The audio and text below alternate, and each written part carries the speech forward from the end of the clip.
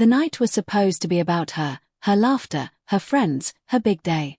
Emma had been talking about her 30th birthday party for weeks. She picked out a stunning red dress, rented a private hall, and made sure everyone she cared about would be there. Everyone, including him. I hadn't wanted to go.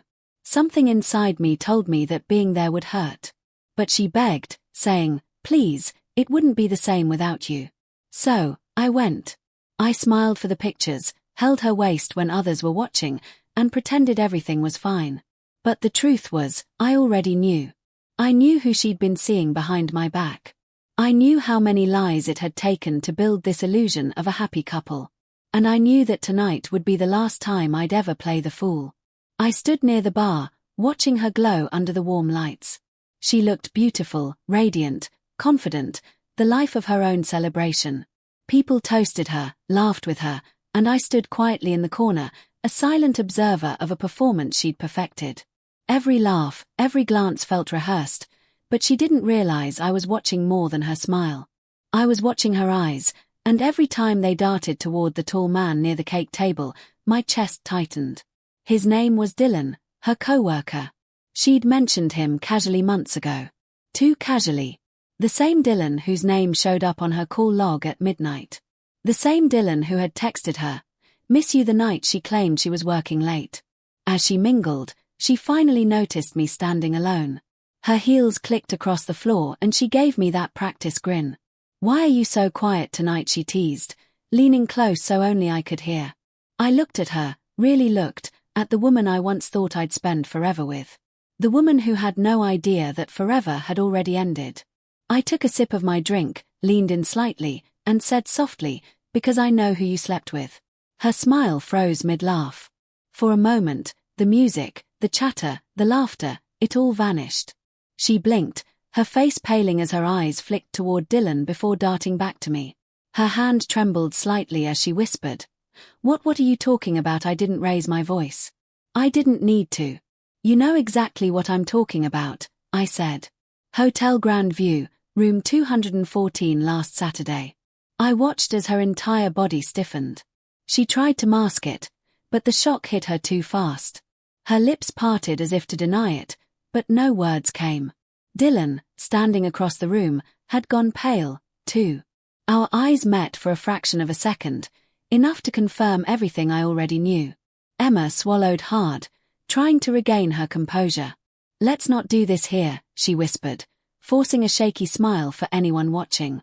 "We'll talk later, okay?" I nodded slowly, pretending to agree. "Sure, later." I turned away and lifted my glass, signaling the bartender for another drink.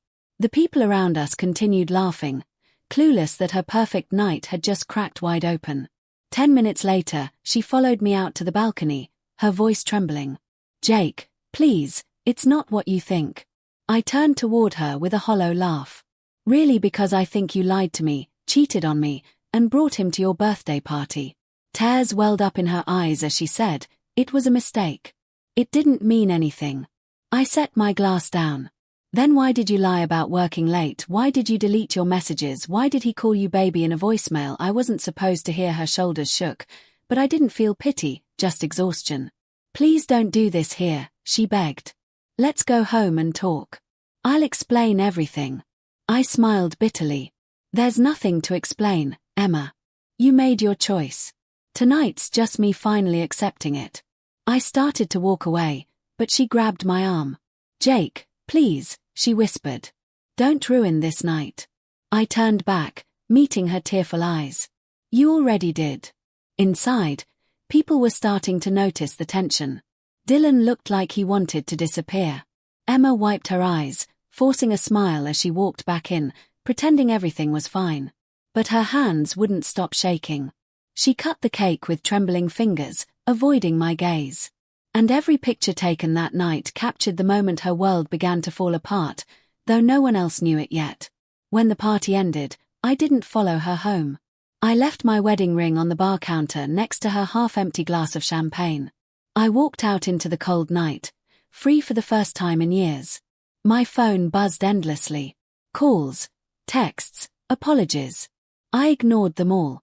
By morning, she showed up at our apartment. Mascara smeared, eyes red.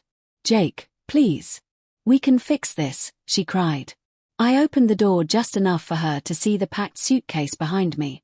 "No, Emma, you can't fix what you broke for fun." And then I closed the door quietly, firmly, finally. Later, a mutual friend sent me the party photos.